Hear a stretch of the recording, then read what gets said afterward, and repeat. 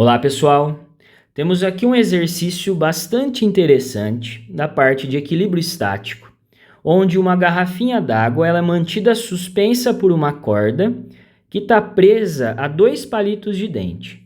O palito 1, que está apoiado em cima de uma mesa, e o palito 2, que está exercendo no palito 1 uma força F.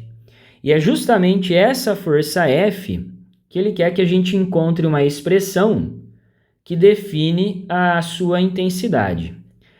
Então, pessoal, por que eu estou dizendo que é um exercício? Esse exercício é uma questão de equilíbrio estático.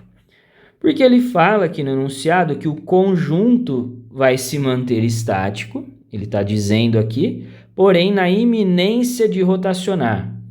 Ou seja, a garrafinha d'água ela está quase para cair, mas ela não vai cair. O sistema está quase para entrar em movimento, mas só que não vai entrar em movimento. Então, eu gostaria, nesse exercício, pessoal, de fazer uma breve revisão desse conteúdo. Então, a gente não vai fazer a resolução direta. Primeiro, a gente vai fazer uma revisão desse conteúdo e depois chegar no resultado da questão. Então, todo tipo de exercício que envolve esse assunto, equilíbrio estático, a primeira coisa que a gente deve fazer para interpretar a questão é verificar se o corpo que ele está pedindo para a gente analisar é considerado um ponto material ou um corpo extenso. Essa é a primeira coisa que a gente precisa verificar. Qual que é a diferença dos dois? O ponto material, quando um corpo é considerado um ponto material, as suas dimensões são irrelevantes. O corpo extenso, a gente leva em consideração as suas dimensões. Como assim? Quando eu tenho um ponto material, que é o que acontece na maioria dos exercícios de bloquinhos, que aparecem em bloquinhos, por exemplo, quando a gente vai colocar as forças que estão atuando nesse bloquinho, não importa, por exemplo, a força peso, que está na vertical e para baixo. Não importa se eu escrevo a força peso aqui, ou mais aqui para a direita, ou mais aqui para a esquerda. Não importa o ponto que eu faço a colocação dessa força. Por quê? Porque a gente está ignorando o tamanho desse objeto.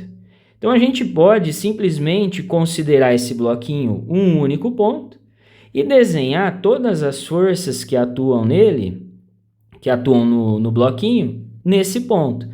Tem uma força aqui para baixo, uma força na diagonal, por exemplo, uma outra força aqui para a esquerda. Estou inventando algumas forças aqui possíveis, né? Que atuam num bloquinho. Então, quando eu levo em consideração o corpo como sendo um ponto material, eu posso desenhar todas as forças no mesmo ponto que não vai ter diferença nenhuma. E o que essas forças podem fazer com o ponto material?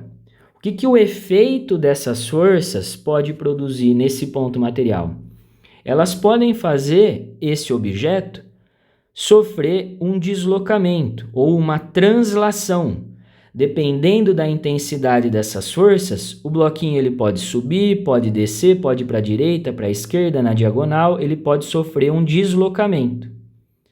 Então, esse seria o efeito que as forças juntas aqui eu coloquei 3, vou colocar F2.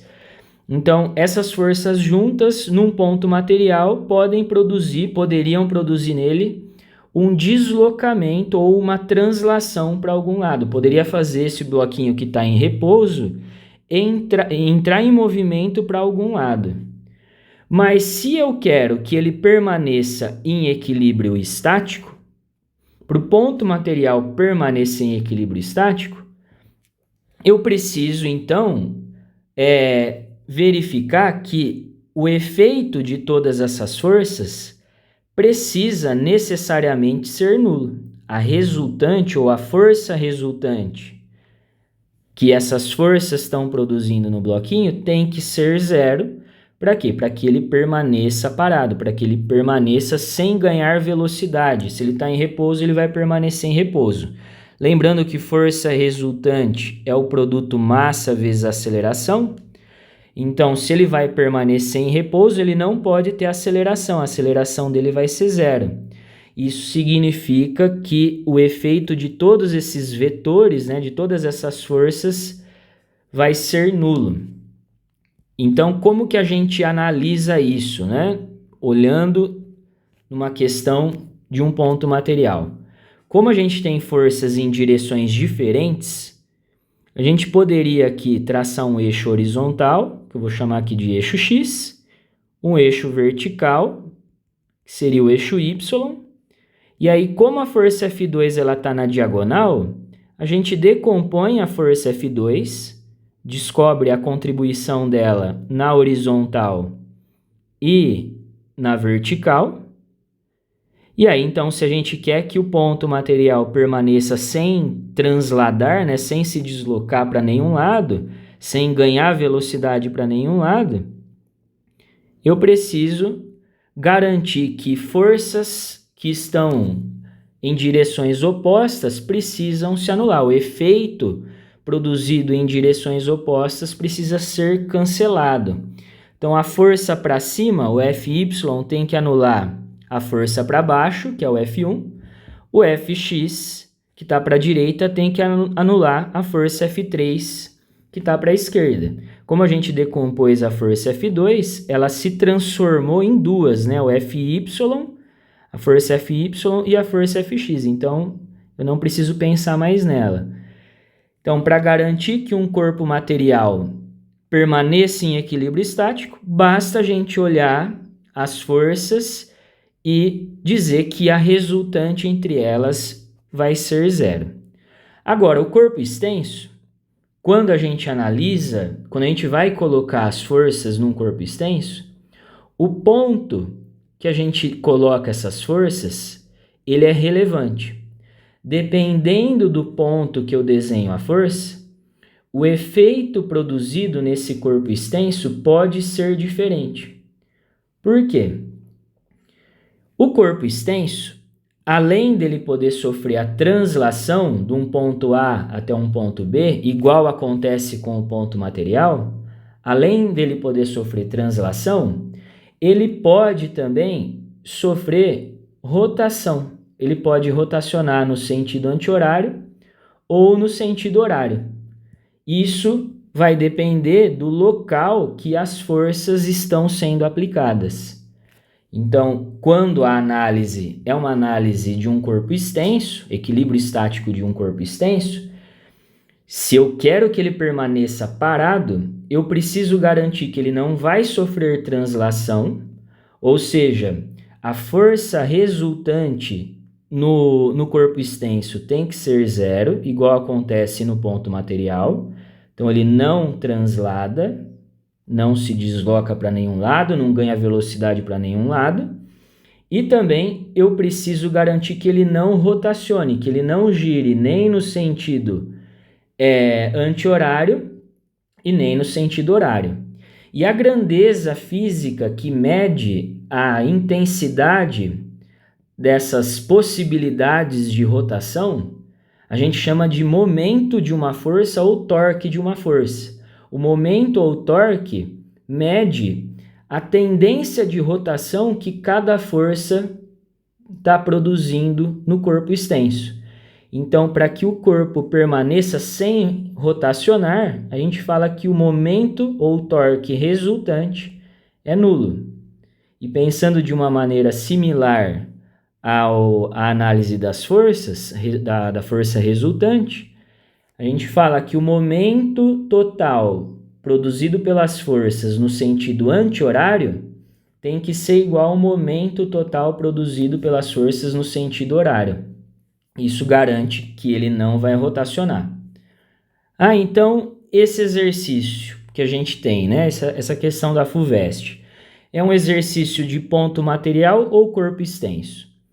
É uma questão de corpo extenso porque ele traz para a gente as dimensões do palito 1.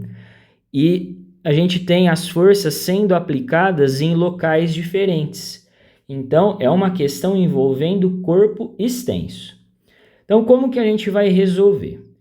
Como eu comentei no começo, a gente está fazendo uma breve revisão do conteúdo. Então, a resolução não está sendo... A gente não vai fazer uma resolução direta. A gente vai fazer um passo a passo aqui, um pouquinho mais detalhado. Então, para garantir que esse palito 1 permaneça sem se movimentar, né, em equilíbrio estático, a gente precisa olhar para a possibilidade dele sofrer translação, que seria deslocamento, e rotação. Então, pensando na translação, pensando no equilíbrio translacional, a força resultante é nula. Então, a gente precisa olhar para todas as forças presentes nessa questão, nesse palito 1, né? A gente está olhando só para as forças aplicadas nele. Então, eu preciso que as forças para cima anulem para que a resultante seja zero. Eu quero que as forças para cima anulem as forças para baixo, as forças para a esquerda anulem as forças para a direita. Então, aqui eu já fiz a decomposição da força F1.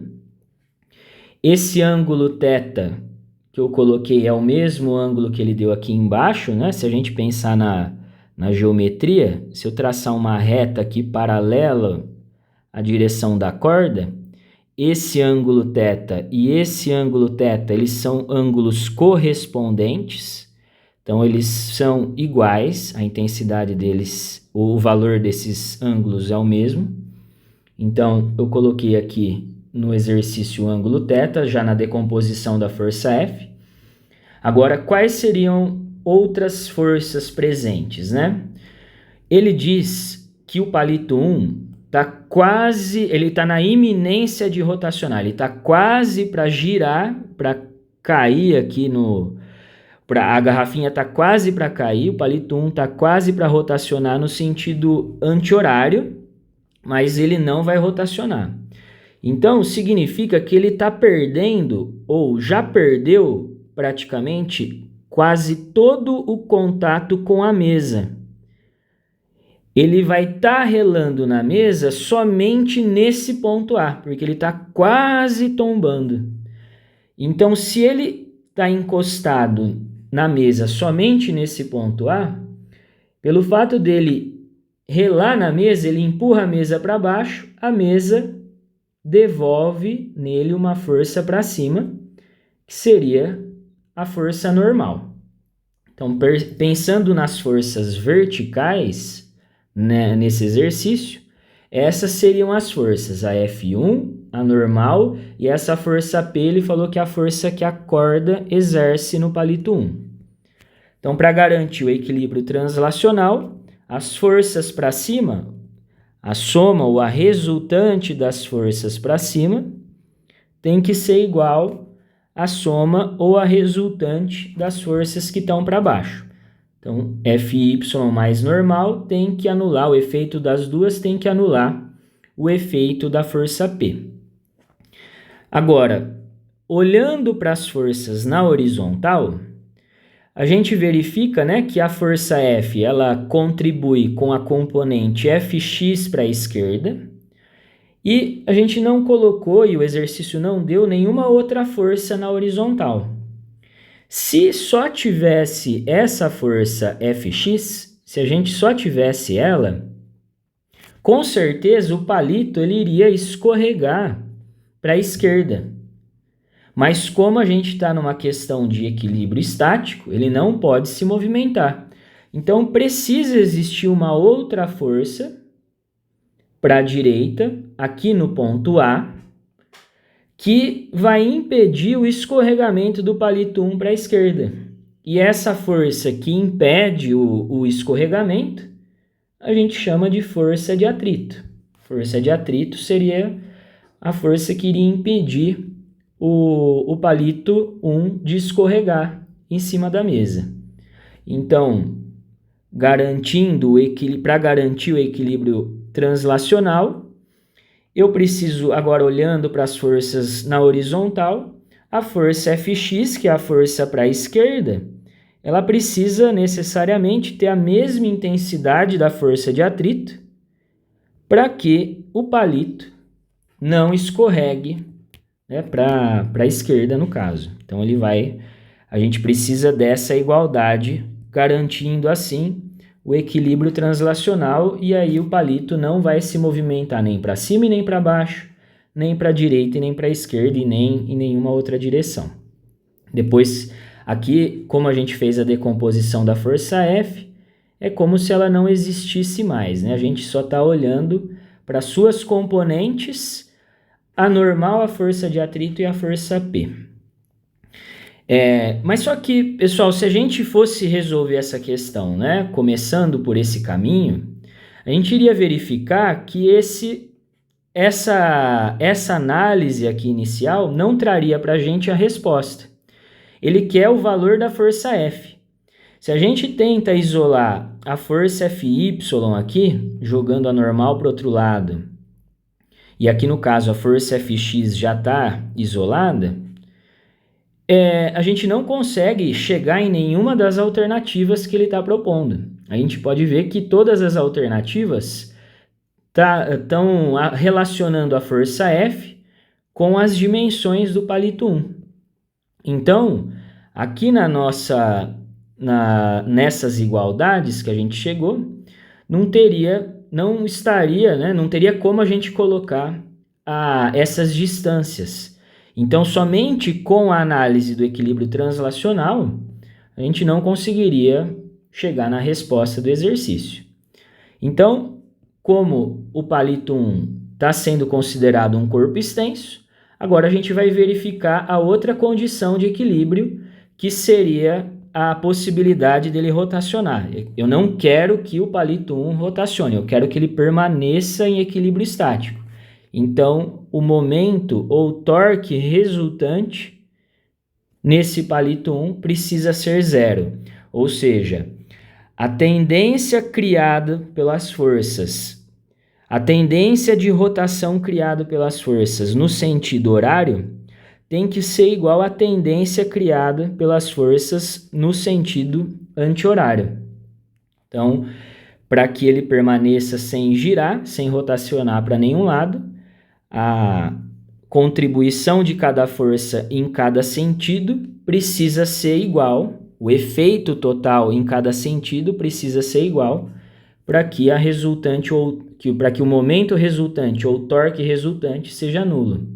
Então, como que eu calculo o momento ou torque de uma força? Eu fiz o desenho aqui da questão, coloquei as dimensões que ele deu, e se a gente for pensar na possibilidade do movimento do palito, né, ele iria girar em torno desse ponto A. Como ele deu todas as dimensões, o comprimento L e essa distância D em relação ao ponto A, a gente escolhe esse ponto A como sendo o ponto aonde o palito 1 poderia rotacionar.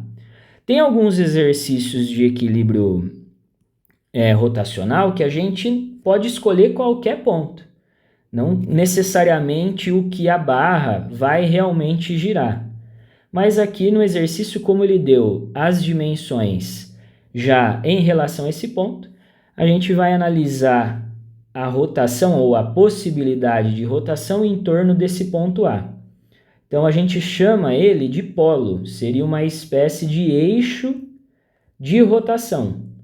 A gente vai ver a contribuição de cada força que aparece nesse exercício, a contribuição que cada força está causando no palito 1, querendo fazer ele girar em torno desse eixo aqui, do ponto A. Como que a gente calcula o momento ou torque de uma força? Coloquei aqui duas situações, uma força na vertical e outra na horizontal. Tenho aqui o polo, o eixo de rotação, essa barra, então, ela iria girar em torno aqui desse ponto, ela iria circular ao redor desse ponto escolhido, e a gente tem uma força F aqui à esquerda do polo.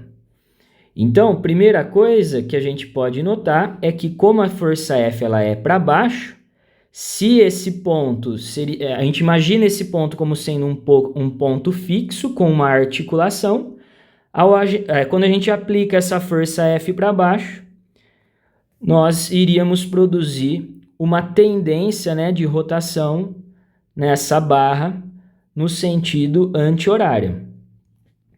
E qual é a intensidade dessa tendência? Qual é o torque ou o momento gerado por essa força? Como que eu vou calcular o momento ou torque gerado por essa força? Eu venho aqui na direção aonde está a força, traço uma linha na direção de aplicação dela, seria uma linha, a gente chama de linha de ação da força F, e a gente vai no polo ou no eixo de rotação e traça uma outra linha paralela a essa linha de ação da força. E aí, com isso, a gente vai ter uma distância entre essas linhas. Uma distância entre essas linhas. O que seria, então, o torque ou o momento gerado por essa força? Seria o produto da força F com essa distância D. Essa força vezes essa distância D daria para a gente o torque ou o momento que ela está gerando aqui no sentido anti-horário. Agora, pensando nessa outra possibilidade da força F horizontal, tentando usar o mesmo raciocínio, eu traço aqui um eixo passando pela força, na direção da força, que seria um eixo que está na linha de ação da força.